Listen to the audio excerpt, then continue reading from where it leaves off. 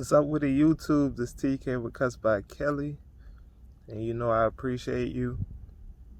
In this video, I'm talking about the Saints. So if you're interested in seeing it in my haircut videos, just hit the link. Man, we won another one. 7-2. We've been on a nice 6-game win streak, which is good. This one against the 49ers, I figure will be a tough one because every time we play the 49ers, it's kind of tough. They're almost like how we are against Atlanta and the people in our division. But, yeah, when we play 49ers, it's always tough. It's just like when we play Seattle, too. So I wasn't expecting nothing less. I did expect our offense to look a little bit better, though. But I can't really blame them. The first half, they really didn't even get to play, really. It was Kyle Shanahan with that methodical offense, basically. And they tried to keep our team off the field, which is smart by them because you got your second or third string quarterback, whatever one that is.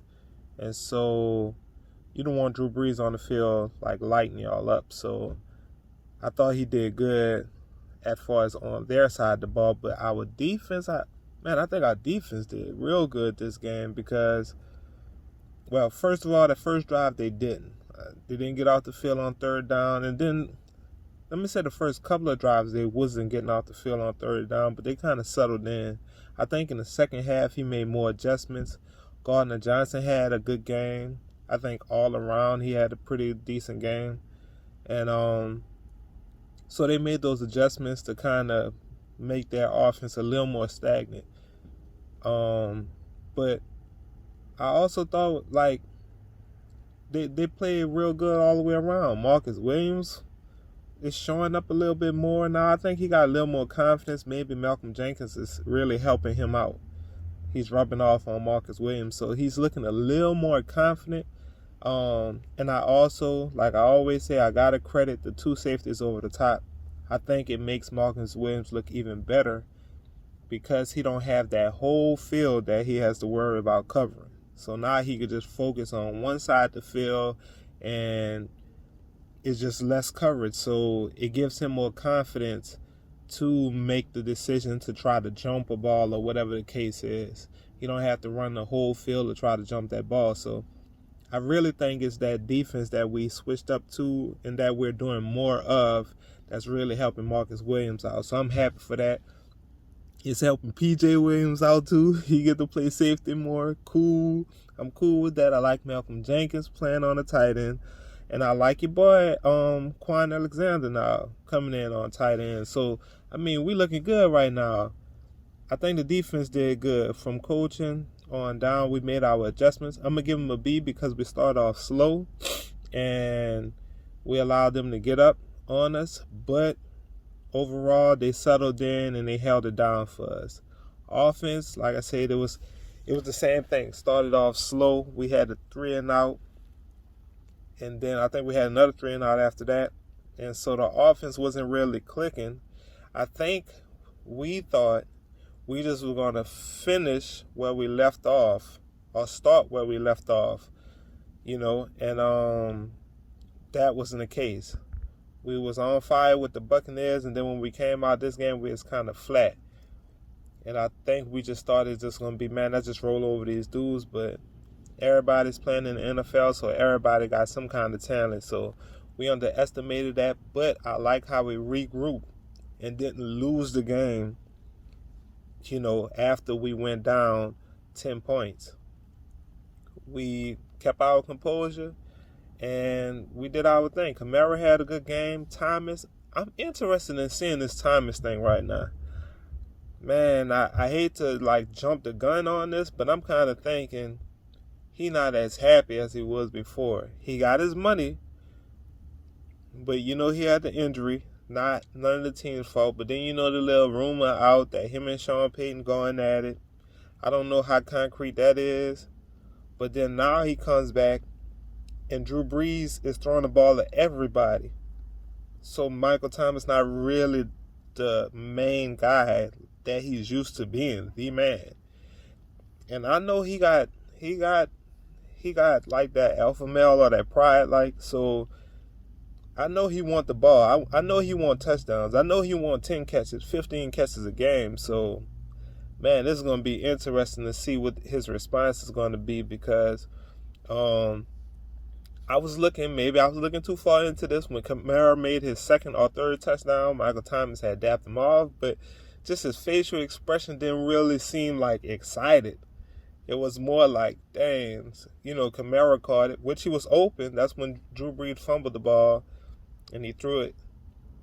But I just think his response didn't look like it was that happy. Maybe I'm just looking too much into it, but I'm just putting that out there. But as far as offense go, I think we'll be clicking more in the coming weeks, like we was doing against the Buccaneers, because Drew Brees has so many toys. But it's interesting to see what's going on with Drew Brees. The sack, which I think that was a bad call, but we'll take it. I mean, we took so much with all the bad calls that we got against us, so it's good to see it go the other way. But Drew Brees, it wasn't an illegal hit, I don't think, but obviously he did get hurt on it. So we'll see how serious that injury is, because I do not want to see Jameis Winston. Man, let him eat W's on the side.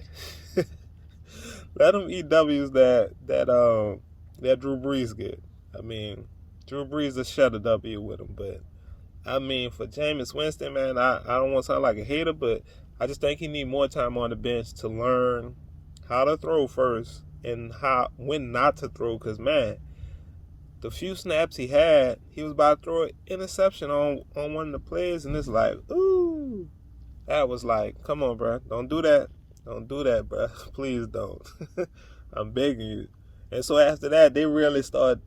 They was already running the ball, but I think they was like, all right, that's not giving them too many more throws. That's really focused on this run.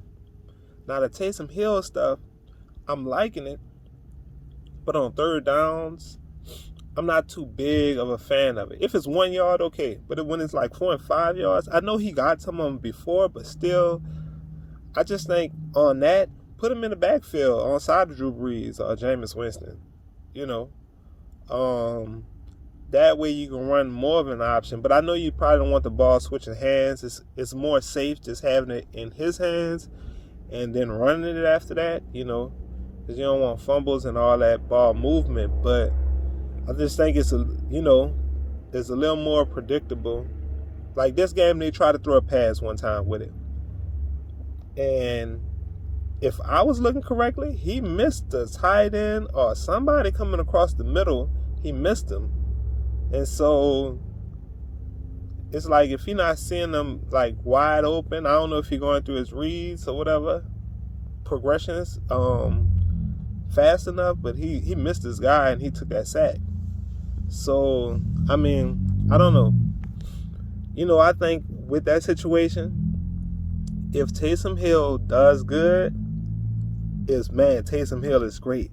But when he does bad in that play, I think it's more of Sean Payton. Why did you call that? It's not really Taysom's fault in a sense, because everybody already know Taysom, you about to run the ball. So if he get first down and all that, it's surely off of this dude is just good. But then when he don't, it's like, Sean Payton, why did you call that play on 3rd and 4, 3rd and 5? I mean, yeah. But we won a game. I don't want to sound picky, but some of the things like this, you tend to look over because you won a game. And then when you lose the game, or when we get to the playoffs and they still doing it, it's like, wow, I thought we went over that.